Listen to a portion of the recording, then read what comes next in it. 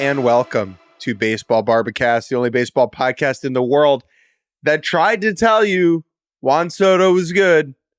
Tried to tell you. I'm Jake Mintz, that's Jordan Shusterman, and it's about time the rest of the world learns the truth. Finally, we can speak our truth. I think, for so long, everyone has been saying Juan Soto can't hit. Juan Soto is not a good baseball player. And finally, now that he's on the Yankees, the premier baseball franchise we have on earth, now we can all see what he is capable of. We are, of course, going to talk about the Yankees being 4-0 on this Monday edition of Baseball Barbacast. The Yankees mopping the Astros. The Pirates mopping the Marlins down in Miami. If you don't know what a mop is, we'll get to that. But we are recapping all the weekend action. Good morning, Jake. It is nice to see you. It is good to be seen, Mr. Shusterman. You said on the intro that the standings mean everything at this point of the year. And you could not be further from the truth, obviously. The 4-0 Pittsburgh Pirates and the 0-4 Miami Marlins will not end the year undefeated and solely defeated. But it is fun here on this April Fool's to pretend like that is indeed the case. And we are going to begin today with the mopportunities. Mm-hmm. What is a mop? Mm-hmm. I'm going to kick the rock to you, Jordan. This is one of your babies. Explain to those who don't know what a mop is. Yeah, not like the cleaning device, like within the baseball context. But it is sort of relevant. So this is an idea let's see if you remember where exactly we came up with this, because I remember quite vividly where we exactly accidentally came up with this, which was a few summers ago when you were biking to Chicago because you said there was no way the White Sox were going to hire Tony La Russa, and then they did. We were stopped in, I believe, Lansing, Michigan, is my recollection of this. And we were in a hotel room listen, you were the one doing all the biking, but we were kind of collectively getting delirious as we were on our many road trips in the past. And I just remember sitting in the hotel room, just talking about, sweeps, right? Okay, so it was probably a Sunday or whatever. We were watching some game, and people bring brooms. They bring brooms to complete the sweep, right? I guess ballparks allow you to bring a broom, or at least most of them do. And I was like, you know what? Sweeping a 4-game series is more notable than sweeping a 3-game series. And 4-game series now, especially with the balanced schedule, are even more rare than ever. In fact, this year, I believe they're the fewest numbers we've had in a long time. And so I said, well, why not? Why not elevate the sweep? Don't just bring a broom. We got to go heavy hitter. We got to bring a mop. And if you're cleaning your house, it means a lot more. It takes a lot more to actually okay, we're going to mop this weekend. Like, that is a big decision. That is a much more significant, all right, break out the broom and we'll just do a little bit of No. A mop is thorough. Coming up with that term for a 4-game sweep. And some people say, oh, what do you mean? It's best of 7. If you win 4 of 7, that's a sweep. No. This is a regular season term. This is winning 4 straight games in one city. That is also different than a postseason series. It just means something to either go into a city, as we saw this past weekend with Pittsburgh and New York, or even at home where you welcome someone in, you beat them 4 times, and you say, have a nice day, have a nice life. That's what a mop is. And we had 8 mop opportunities this weekend. 4-game series is the most we'll have in any weekend all season. And 2 teams made the most of it. Pittsburgh and New York going 4-0. Those were the mop opportunists over the weekend. And I will say, look, we champion ourselves about being the people who talk about, the smaller teams on this pod. But Jordan, we will talk about the New York Yankees first. We will do that. We will do Yankees Astros in the beginning of the baseball podcast. And you have to start with Juan Soto. What I love about Juan Soto's electric and fuego start to the season is that he has traditionally been a slow starter in his career. And so to appreciate the wonder of Juan Soto, it takes some time typically. It is yes, he can be incredible and hit a ball 430 feet to the backside, but Juan Soto is the long game, right? That the quality of him in the batter's box will win out over 162 games. But for him to be so supremely good, so immediately, and so decisively in these games, is just perfect because it is exactly why the Yankees believed that this was the type of guy you just have to go get. Yeah, whether it's for a year or for 10, it doesn't matter because right now the Yankees are solely focused on flushing the disaster that was 2023. And for how immediately Juan Soto is able to make that happen is perfect, right? I mean, it is exactly what you could have wanted. And it's just great because, again, it's not like we're going to overreact to stats so much, but it is a great reminder. If you weren't really watching these games, normally when Aaron Judge has 2 hits over the course of a 4-game series, the Yankees offense is dead, right? It's toast. It basically has no choice. That's what we saw, a lot of last year. Now, shouts out to Oswaldo Cabrera and Volpe for, showing up here as well. But Soto is such a powerful offensive presence that time, not just that timely hit and that timely walk or that timely homer, it's just every at bat against Juan Soto, every plate appearance is just a life suck out of the other team, almost regardless of the result. And so that is where, when you add that in to a lineup that should still, once it gets going, should be pretty balanced and scary, and then of course we end up with all these, a couple defensive highlights too. I mean, that's just hilarious. That's just objectively, like, that's how things are going well for the Yankees. But no, I totally agree. He's exactly what you could have wanted. He looks a little better out there for sure. Yankees fans, that is maybe things are going to change. Maybe things are different now, but like that, don't get too comfy. Don't get too comfy with that. Everything else though, get very, very, very comfy. So just the stats quickly. He was 9 for 17 with three walks, 2 Ks, only 2 Ks, 4 ribbies, a dong, a double. Like, he is currently slashing 529, 600, 765. And you're right that he just makes everybody. He is one of the few players who, in a sport that is very one-on-one, makes his teammates better just because the pitchers are exhausted thinking about him. But yeah, the Yankees, for whom the Astros have been such a bugaboo over the last, it's like, no, they've been a nightmare. They've been the worst. They've been the last thing you ever want to think about.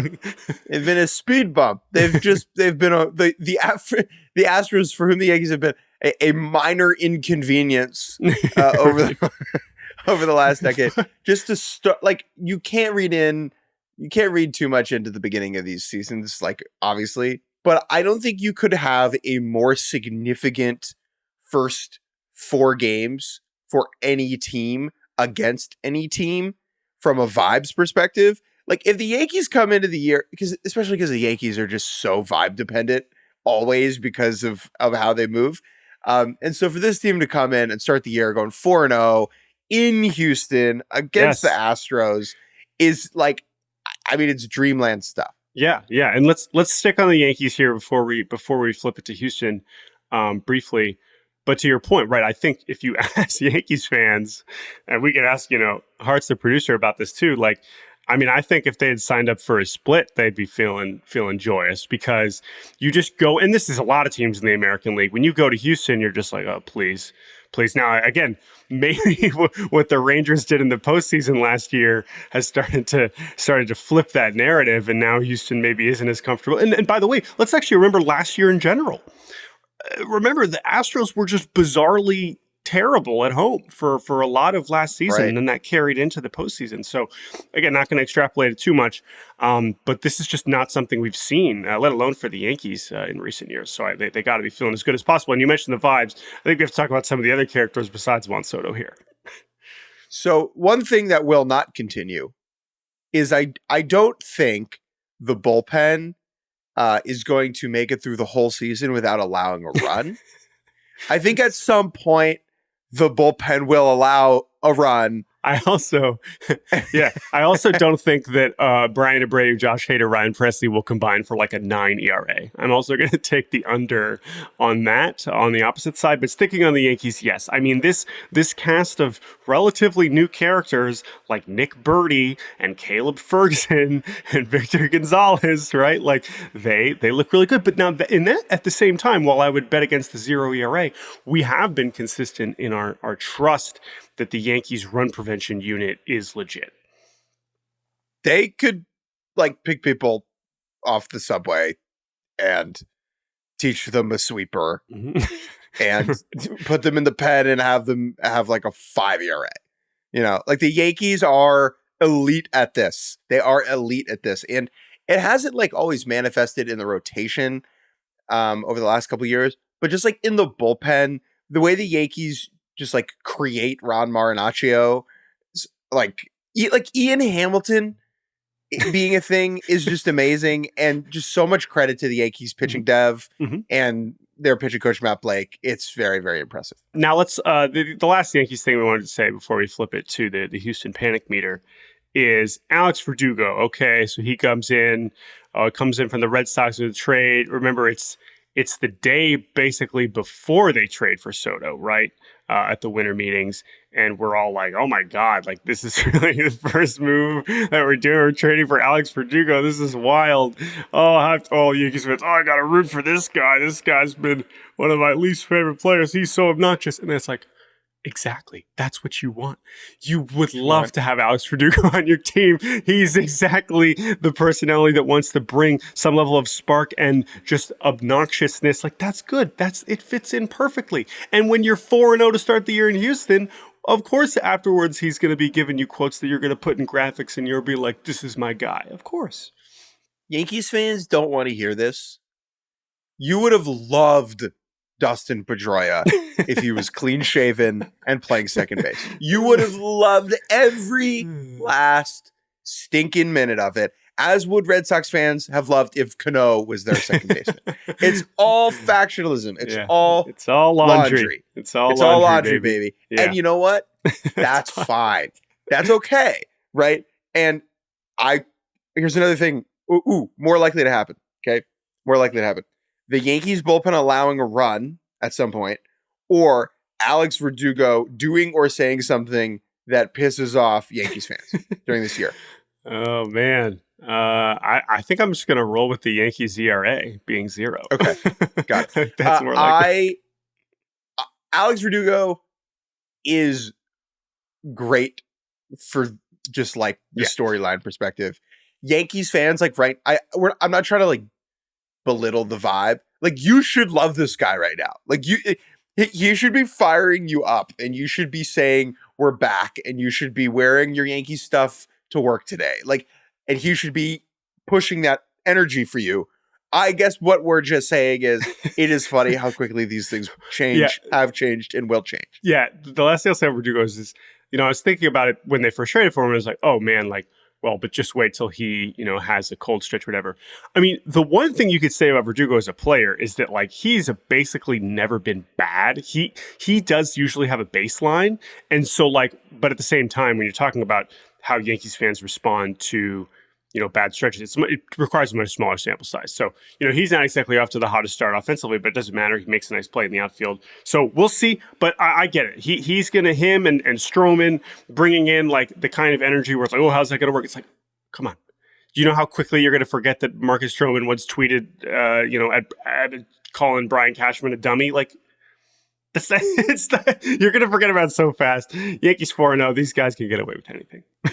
Marcus Stroman's going to say, "There's nowhere better than pitching in the Bronx." And it's going to be like, "Whoa, oh my God, put him in Monument Park." Okay, let's quickly on Houston. 0-4. First of all, by the way, great stat from Sarah Langs, who is obviously churning out some quality content over the weekend. Yankees just the 7th team to open a season with 4 or more straight wins after being tied or trailing in the 6th inning or later. 7th team ever. And it's only happened like twice in the last 40 years. I love stats like that because every year, every good team, the fans and the people around the team are like, this is just like a different group of guys. Like, this is a special group. And so anytime that Langs can pop out a tweet, that's like, no, this is like actually outrageously abnormal what just happened. And validate that experience is great. It's true. Astros' first 0-4 start since 2011. How good? That team was pretty good, right? They came back, like they bounced back from the 0-4 start, the 2011 Astros.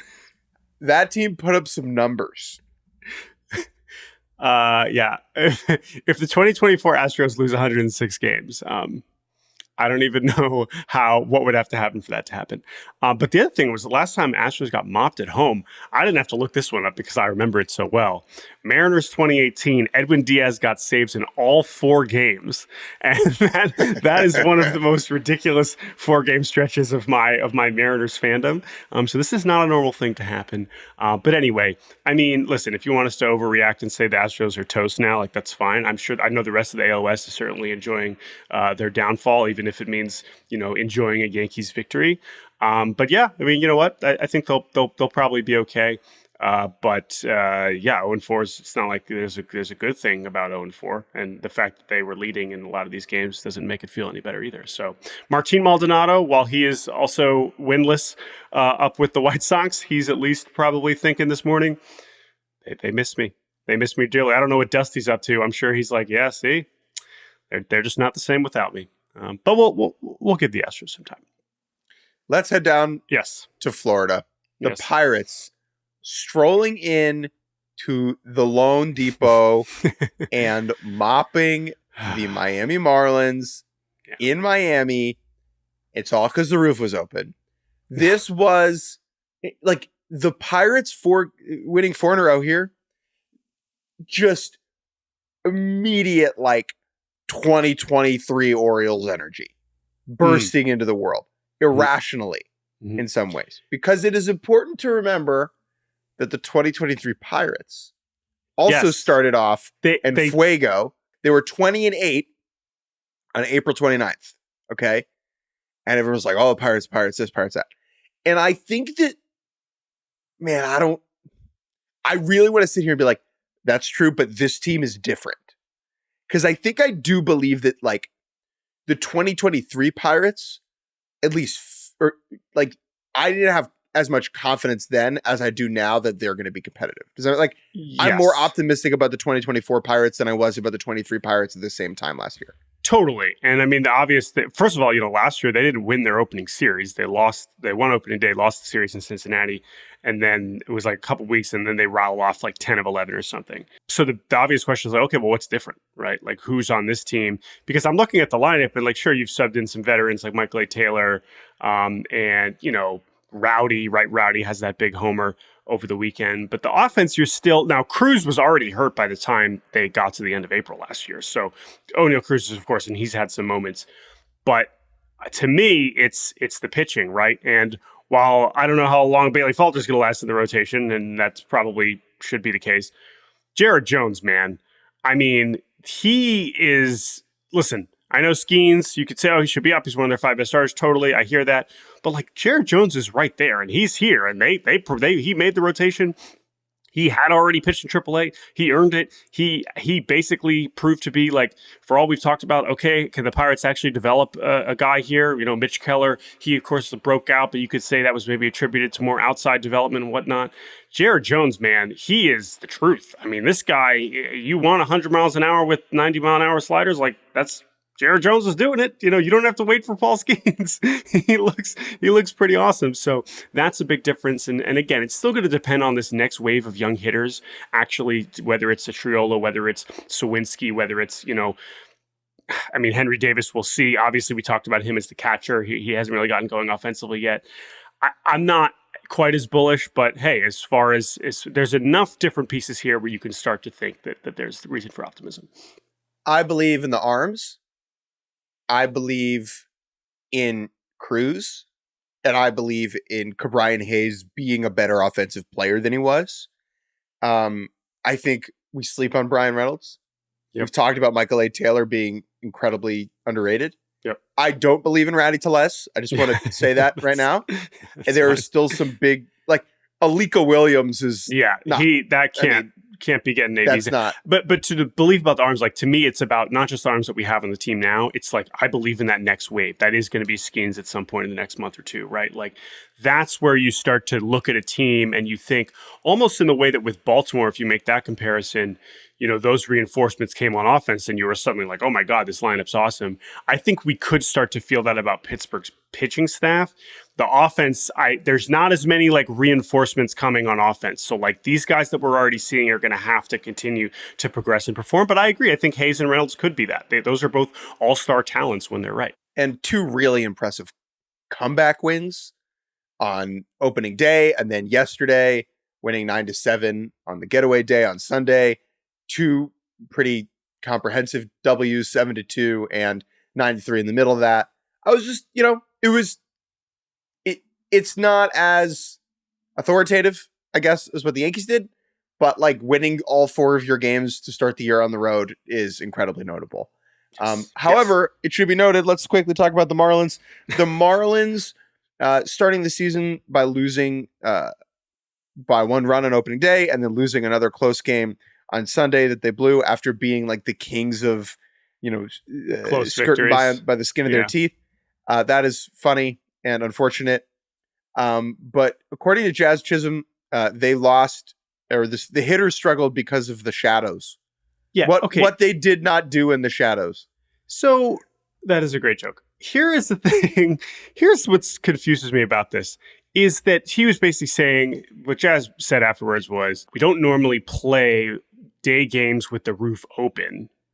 And so that was like the sight lines were weird. And by the way, it's true that like when you were watching, especially early in the games, like the shadows were wonky. And I will just say, I, as a very basic baseball observer, I do think shadows are like, I can't understand how hitters can hit with like, I'm in that sense, I hear it. Now, however, saying it after you get mopped is not a good look. And the reason what's extra weird is maybe I'm completely wrong about this, but Jazz hit a grand slam earlier in this game where against Bailey Falter, where he is very much in the shadows and hits a grand slam. And then when he references it after the game and is like, yeah, it's hard to hit 101 with the shadows.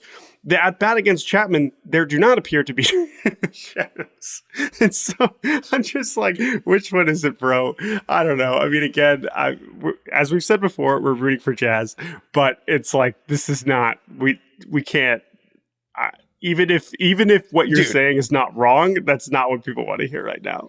This is not like the 3-point line situation in March Madness, okay? Which, by the way, unbelievably embarrassing and hilarious. Like so elite, that cannot happen. Yes. It is, both teams deal with the shadows. Yes. Well, that too, obviously. Right? Like the Pirates are not shadow oblivious. And so, I don't know. Again, we love Jazz. His home run was unbelievable. And like, there are very few people on the planet who can do what he did with that swing.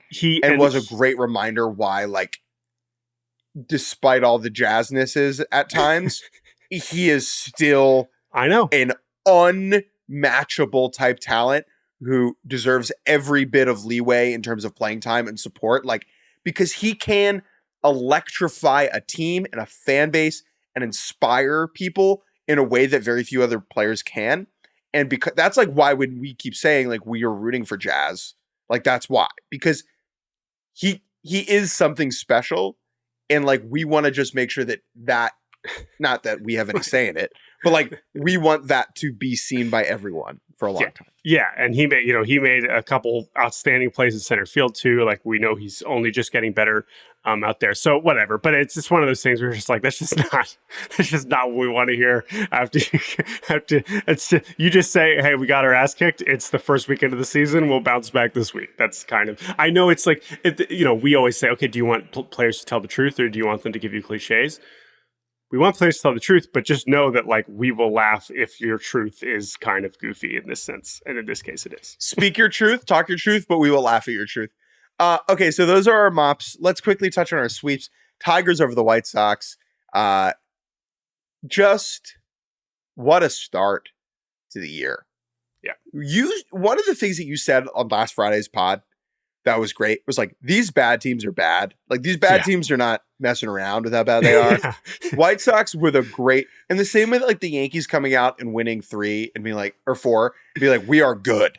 Trust us. The White Sox coming out and losing 3 at home to the Tigers in like just cataclysmic fashion. I mean, and assuring the fan base that they do not need to care this year. Like that's doing a solid.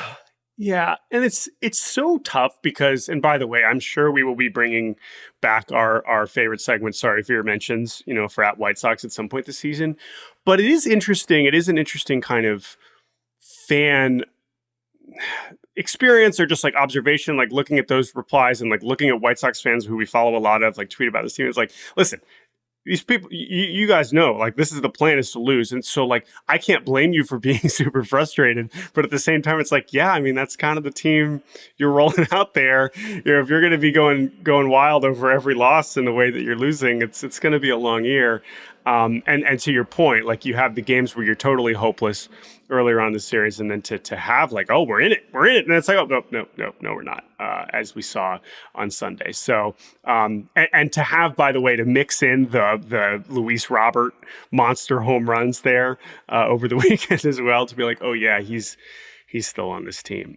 It was tough, but hey, you got Garrett Crochet, the Crochet versus Luis Robert, who's going to be the all-star is going to be pretty fun to watch for the next 3 months.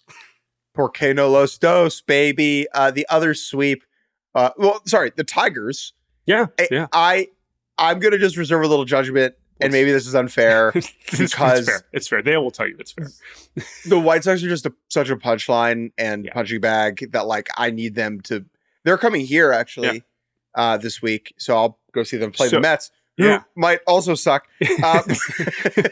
Well, I was going to say the Tigers' next series is at the Mets and then home against Oakland and then at Pittsburgh. So maybe if we can make it all the way to next Monday, we could have the undefeated Pirates and Tigers, because I know the Pirates are going to the Nats. Like, that could be fun. That could be fun. The 72 Dolphins are sweating in their sheets. We'll see. So we'll talk about the Tigers a little bit more later in the week. I will think I'll have a better sense of them after I see them in person this week. So we'll touch on that later. Mm-hmm. Brewers and Mets. Okay, so this was probably like hilariously the biggest storyline of opening week was the Rhys Hoskins, Jeff McNeil beef.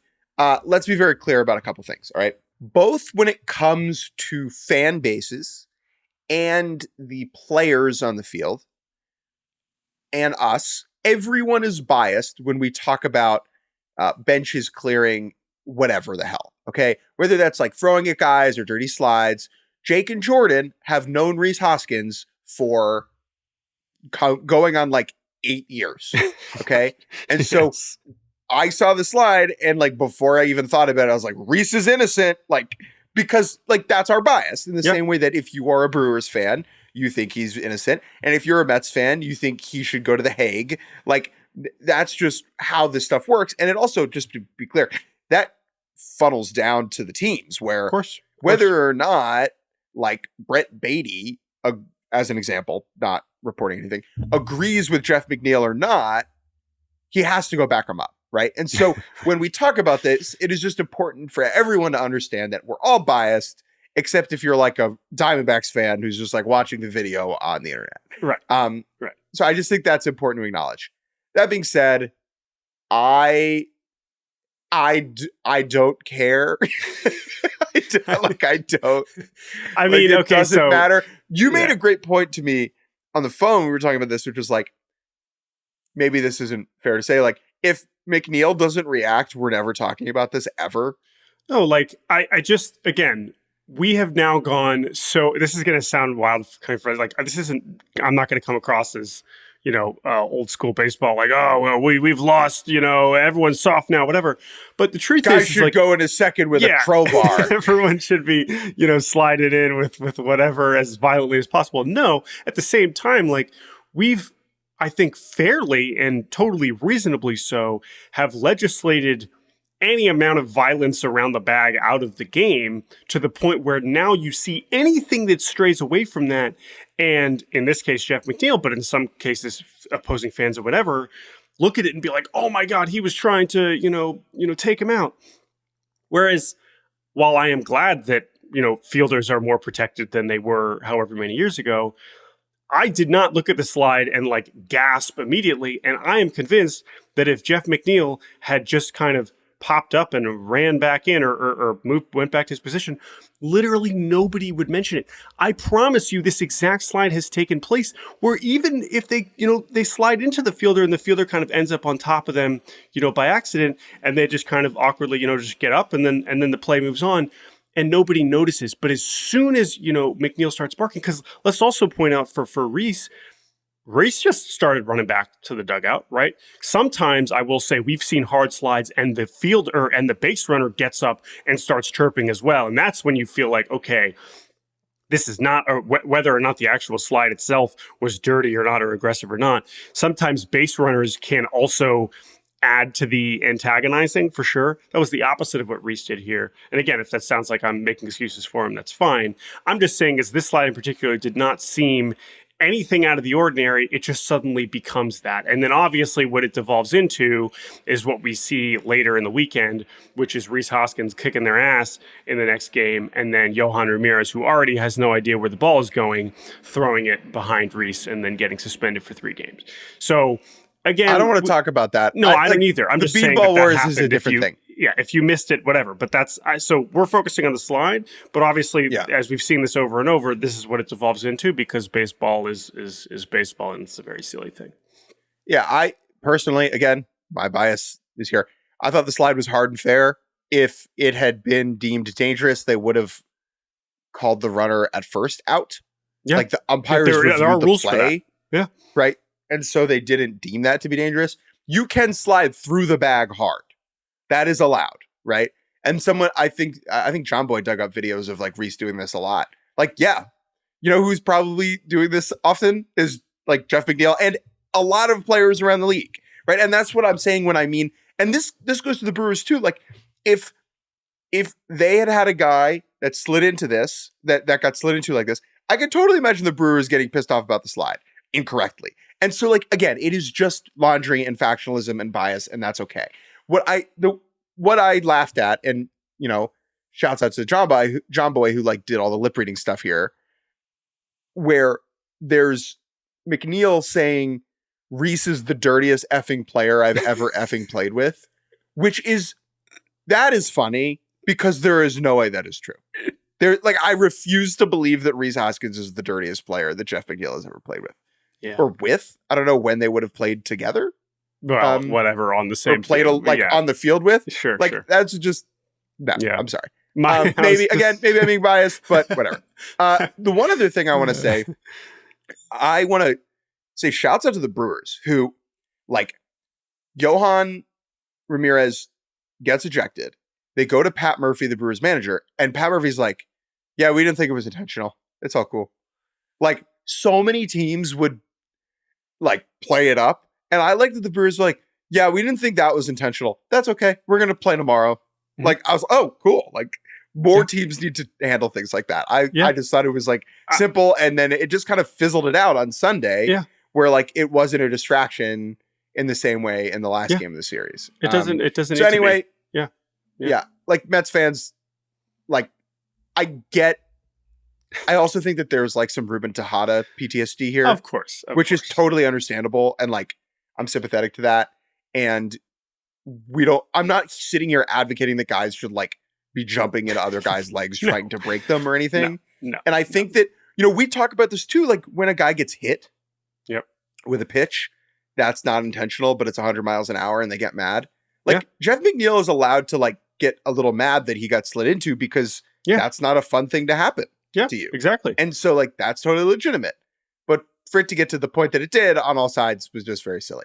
On the field, quickly, the Mets just kind of got pantsed. Yeah. I mean, I want to talk more just about like Milwaukee's pitching. I know like you trade Corbin Burns, you lose Devin Williams. Listen, this team is still going to be able to pitch it pretty good. And we've talked about the bullpen that they had, even without Devin Williams, is still could be one of the best in the league with Uribe, with McGill, with Payamps. Like, if the Brewers are going to be bad this year, it is because they don't have enough offense, because it's just too imbalanced, or like the back end of the starting pitching could be a problem. But if they take a lead to the 6th or 7th, like they're going to still be in pretty good shape, I would say. And then on the Mets, first of all, Jackson Cherio, Yes. looked like he belonged, 20 years old, starting in center field. Youngest opening day starting center fielder since Griffey. Yep. He already delivered like 95th percentile sprint speed or something. Like, it's also one of those things where, again, you can measure things that quickly and you can understand the tools in a very real way. Like, yeah, he's gonna. That's a big part of just the Brewers' offense that they're clearly banking on. Is like he was already batting leadoff. Like, they believe he will charge this offense in a real way. And that's very possible.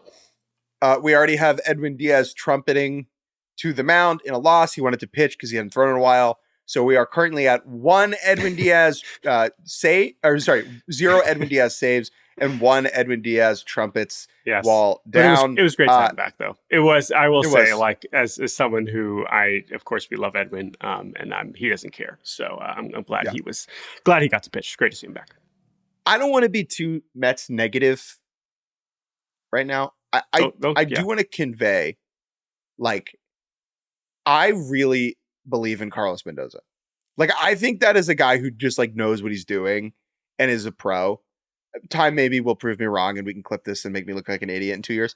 But I just have faith in him and I have faith in Stearns, and like seeing the Brewers beat the Mets yesterday was like in some ways a good reminder why the Mets went out and got Stearns to try and Brewersify what they're doing. Yeah. Right. And so like just patience is a virtue.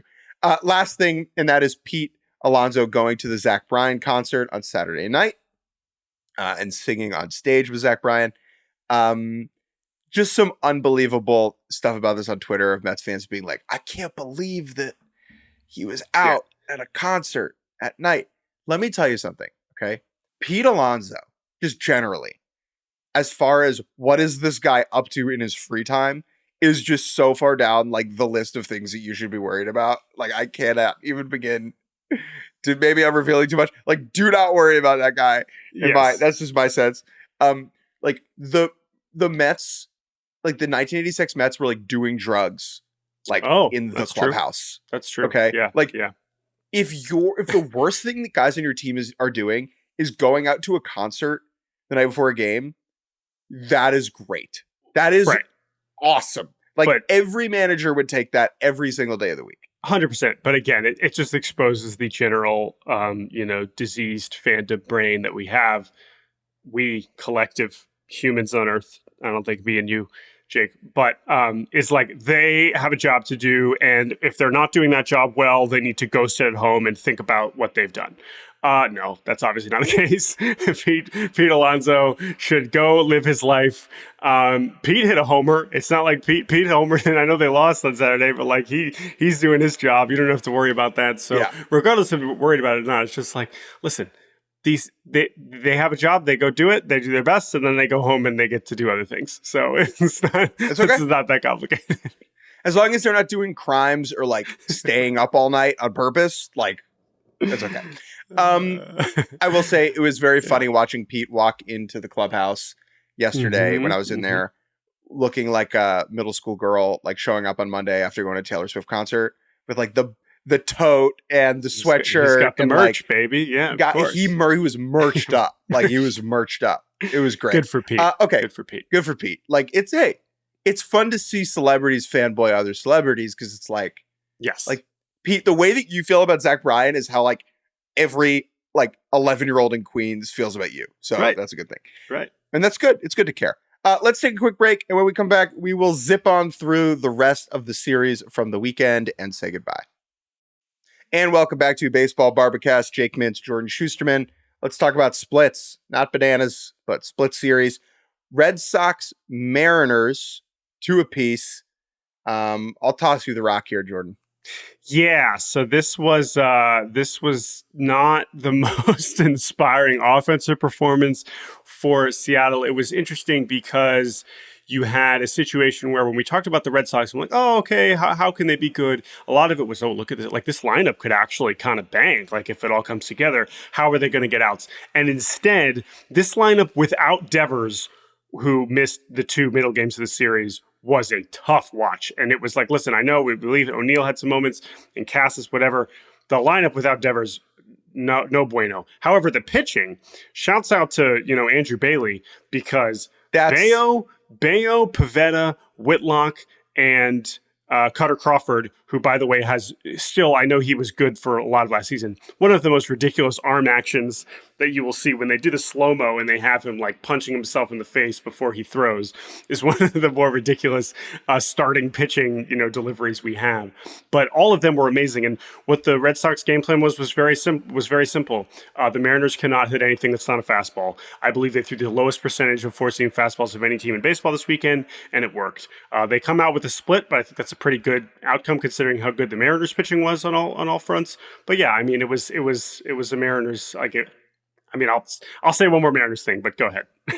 Yeah, I think I erred in underrating the impact of Andrew Bailey, their new pitching coach, and Craig Breslow, the new chief baseball officer. Thank you.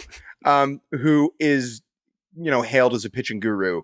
Those are people who know how to get outs. Yep. And Cutter Crawford and Pivetta and Brian Bayo, like those are guys who have good enough stuff to get outs if you are using them in a correct way, right? None of them are dominant, but like I think I underrated how much faith Red Sox fans should have in that group to get outs with the pitchers they have. Totally agree. You said you had another Mariners thing? Yeah, the last thing on the Mariners is Kirby was incredible. Gilbert was incredible. Like, generally the pitching lived up to what I expected. But again, these games follow the same recipe to the degree where, like, I'm watching them and I'm like, it's the same feeling I have when, me and my wife want to watch, like, a Food Network show and we turn on an episode and we're like, have I seen this one? You watch like 8 minutes in and you're like, have I already seen this one before? No. They're doing a paella. They're doing a paella. It wasn't paella. No, it was something. It was a seafood boil last time. It was a little bit different, but it's just pretty much the same thing. I've pretty much already seen this episode. That's what it's like watching the Mariners now, which is very frustrating. But it is what it is. I'm not going to overreact. The pitching. I mean, God, Kirby is so good. Gilbert is so good. Quick Mariners thing.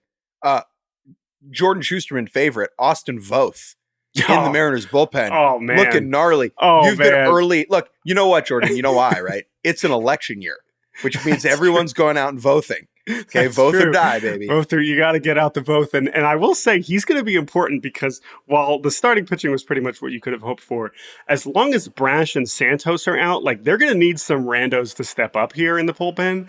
And why not Austin Voth? Why not? I've been a fan since the beginning in DC. So anyway, the one other Mariners thing quickly is, okay, so Sunday, I'm surprised I didn't even notice this, but Jake, I know you've been tweeting about the uniforms a lot, and we're all tweeting about mad. how. I don't want to talk about it now. We'll talk about it on Wednesday. That's fine. I can't. I'm so mad at how mad I am. That's totally fair. That's a whole other podcast, and you're going to write about it, whatever. But it didn't even register for me that the Mariners normally wear they have Sunday unis, right? That are more of the kind of the alt throwback, like the blue and like the yellow with the yellow trim, which I think are some of the best uniforms in baseball. I love them. They wear them every Sunday. They weren't wearing them on Sunday. I didn't even notice until after the game when someone tweeted at them like, hey, like where are the Sunday cream uniforms? And at Mariners responded, they haven't been delivered yet. They're still in the rotation. We still plan to wear them this season. So again, this is a version of a Fanatic screw up that we haven't even thought about, which is that literally teams don't even have their alternate uniforms yet. So I've heard some versions of this about like pants limits, that there are some teams that like don't have as many pants as they need. Even still, what a freaking embarrassment. Yeah. Anyway. Toronto against Tampa. I'm going to be honest.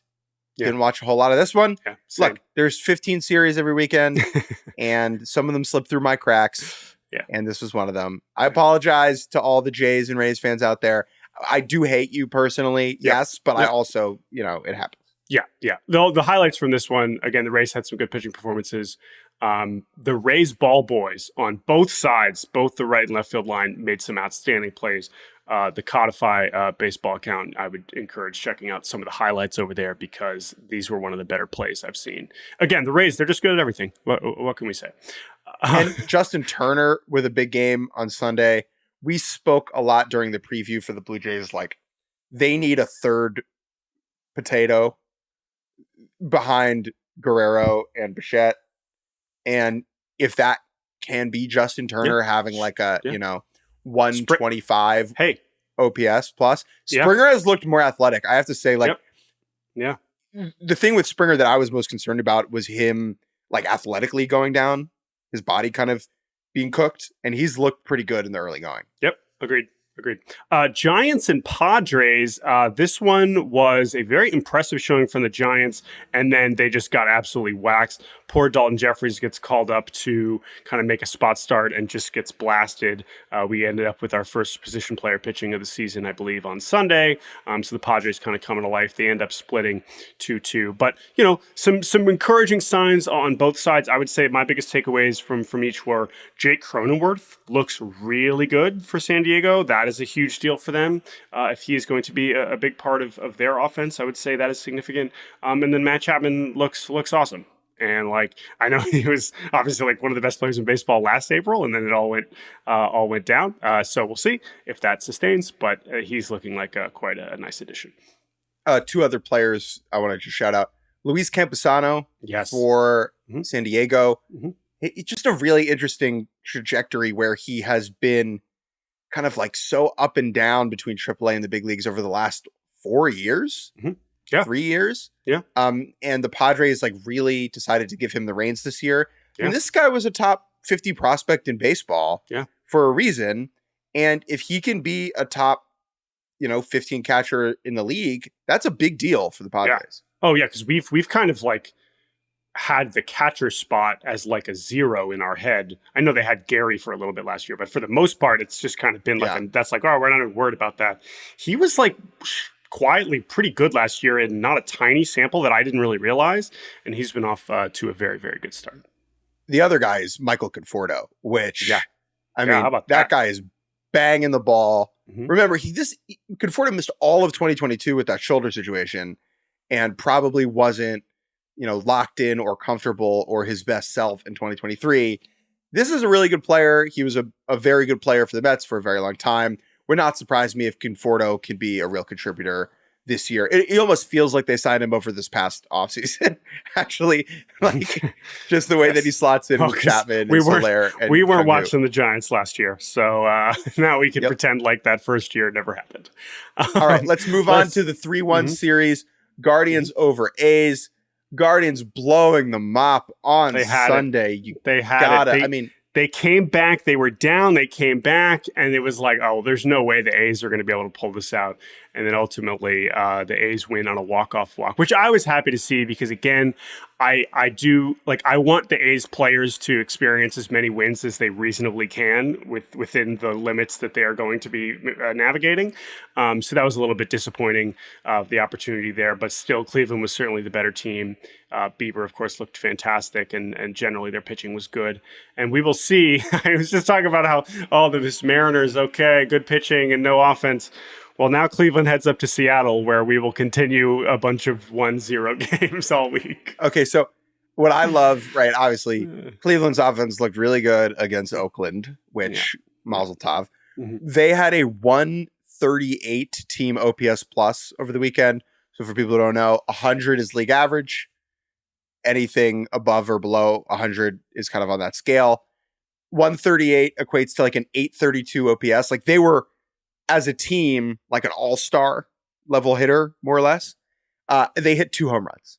So having a 138 OPS plus as a team and hitting only 2 home runs is both unsustainable and very Cleveland Guardians, and just makes me laugh quite a bit.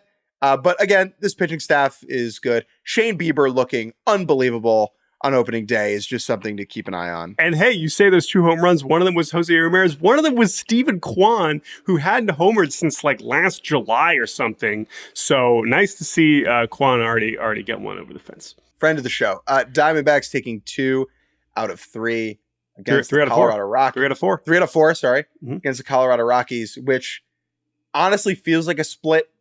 Because the Rockies so bad. I'll say though, Brandon Pfaadt looked very, very good on Sunday, and that is a significant, as far as pitchers we are expecting to kind of take that next leap this year. He certainly qualifies there. The Dodgers. Anything else on One Arizona? second. Yeah. I'm not done there. 2 other things. Okay. You want to pile on Colorado, please? 3 other things.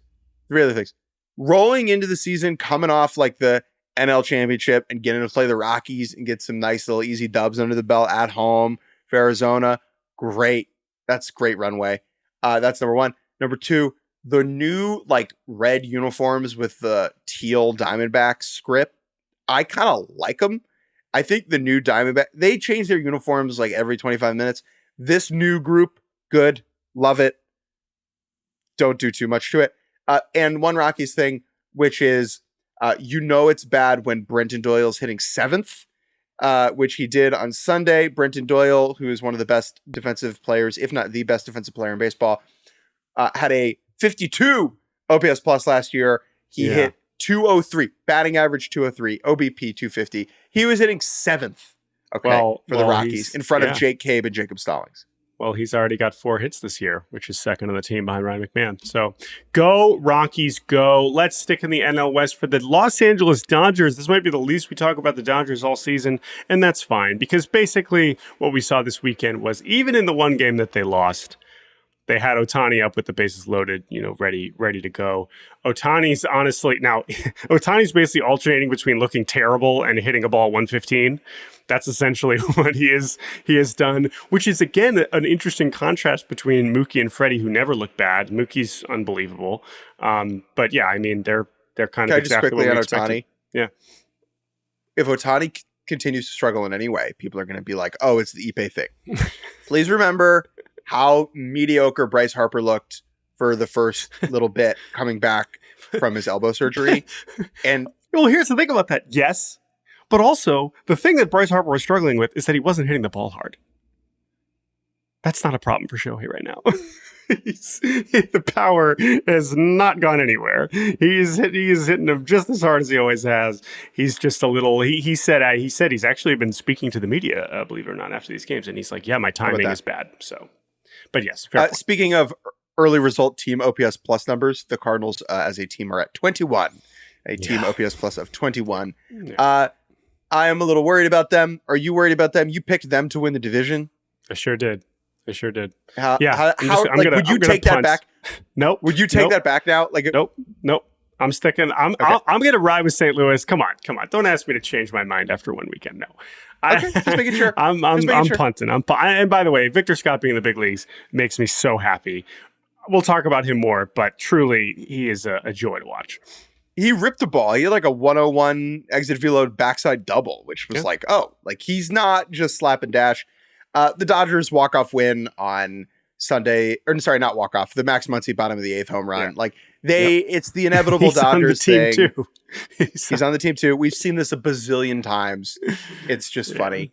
All right, let's move to the 2-1 series wins. Just a couple of these to run through. Rangers over Cubs. How much of this one did you take in? Very little since the opening day one. I know the Rangers pitching kind of didn't really have it on Sunday, but for the Cubs to manage to get one there was probably nice. But yeah, I mean, Langford looked great, right? I mean, it was a reminder of just where that offense is kind of capable of being. Is could be one of, if not the best in the league again. Good series where neither fan base can really overreact too much about anything, right? The Rangers got 2, but the Cubs got theirs on the last day. I want to see a little bit more from Jordan Wicks, who was fine on Sunday. That is a guy who I'm irrationally high on. Here's a Rangers thing. Jared Walsh is on the Rangers. Now, he's really only playing because Nathaniel Lowe is hurt. However, Jared Walsh, he really broke out, was one of the wildest, offensive breakouts of the last few years in Anaheim, and then it just disappeared, and I guess we acted like, okay, that never happened, and it'll never happen again.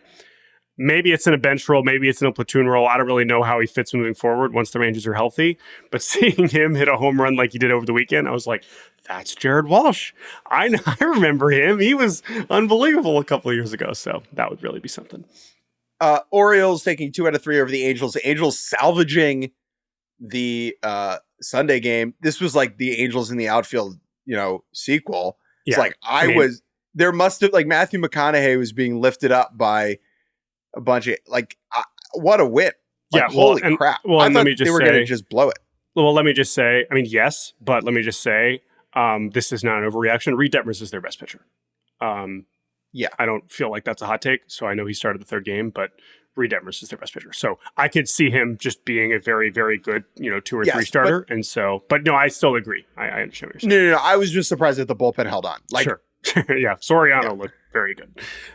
But yeah, I mean, other than that, I mean, you're still looking at an offense that's been obviously was terrible over the weekend. And yeah, we got a team meeting, right? We got reports of Ron Washington calling a team meeting after 2 games.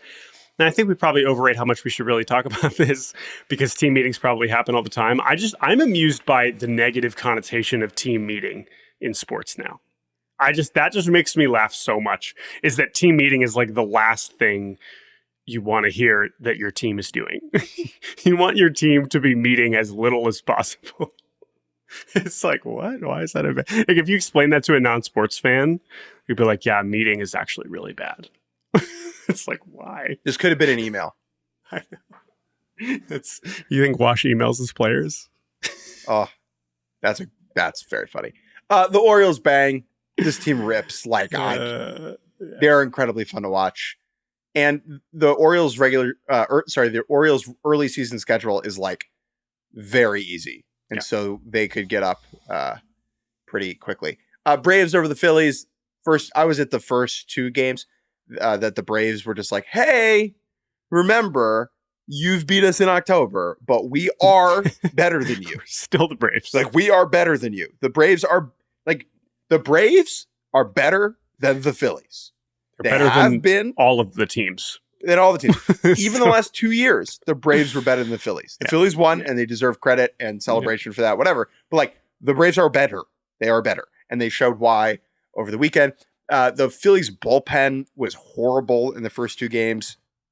The offense, surprise, didn't do much against Spencer Strider, which is forgivable. Zach Wheeler looked great on Friday. Aaron Nola looked the opposite of that on Saturday. Then the Phillies salvage the series with a win on Sunday, coming back to beat the Braves, knocking, I think, Aaron Bummer around a little bit. Oh, right. Aaron Bummer's on the Braves. Yeah. How about that? The one thing, though, is Michael Harris tweeting up a storm on the internet. Now, players tweeting at fans is funny. I'm not going to pick a side here, but I think we just need to I'm going to read a tweet quickly. This is from at INM Enterprises, quote tweeting a tweet from Michael Harris. And the tweet says, Braves starting center fielder is beefing with Embiid's left nut on twitter.com after the second game of the season. That is because Michael Harris was going back and forth with some Phillies fans on Twitter, including one with the handle Embiid's left nut. I'm not going to wade into this, but it's as simple as the age of interacting with fans is so funny in this context, because it's like, hey, Embiid's left nut, let me try and have a rational conversation with you. You're not going to have a rational online conversation with someone who's going by Embiid's left nut. That's not.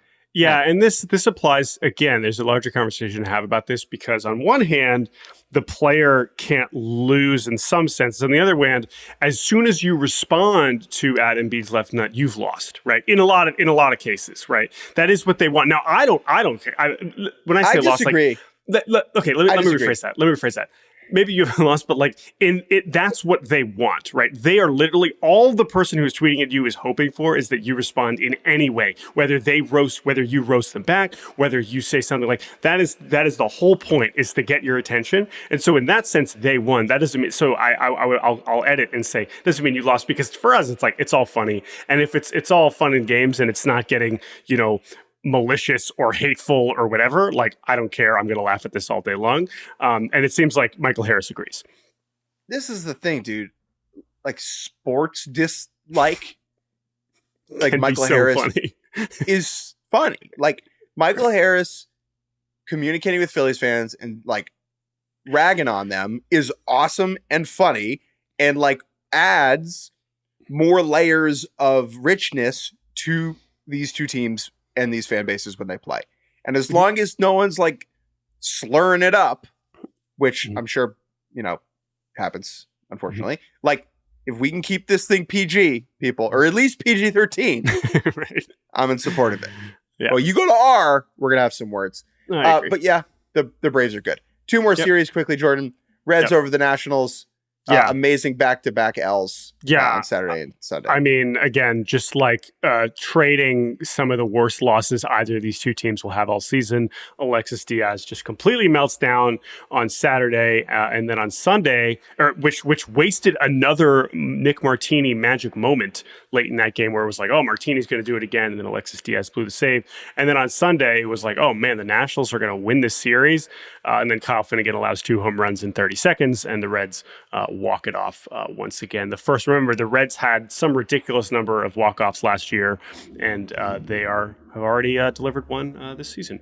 And then the final series is Minnesota over Kansas City. Kansas City kind of responding on Sunday with a massive win, just blasting Bailey Ober out of the stadium. They win 11-0. Bobby Witt Jr. almost hits for the cycle.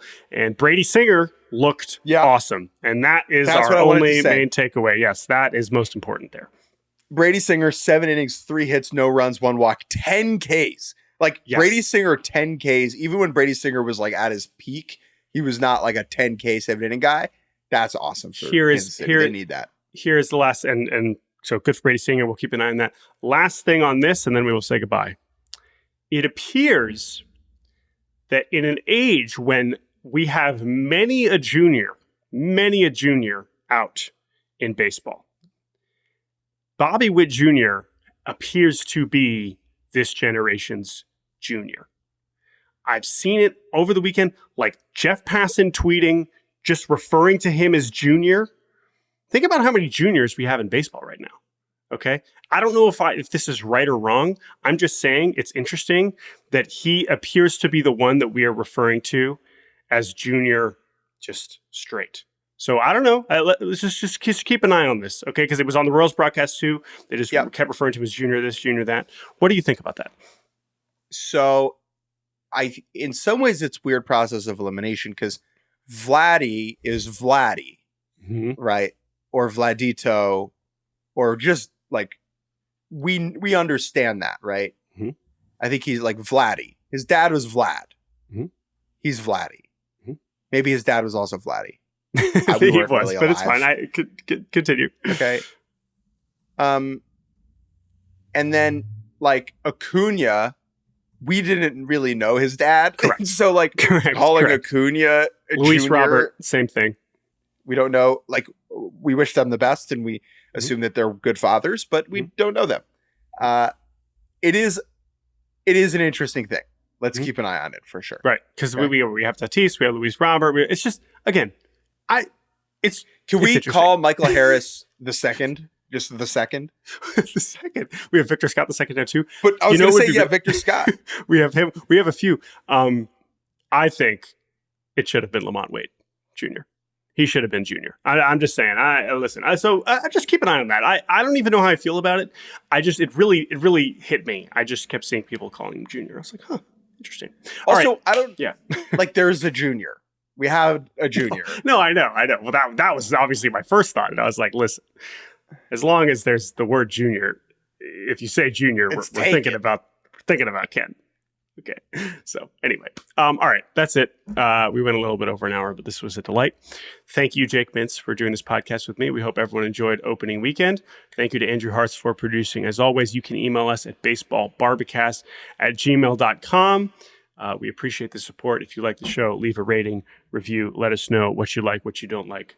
We would really appreciate it. Thank you all for listening, and we'll be back on Wednesday. Well, if you don't like us, then that we can't really fix. No. So. No. But if you don't like the show and there's something we could maybe change, let us know. Leave a rating, leave a review, email us, baseballbarbacast@gmail.com. We'll talk to you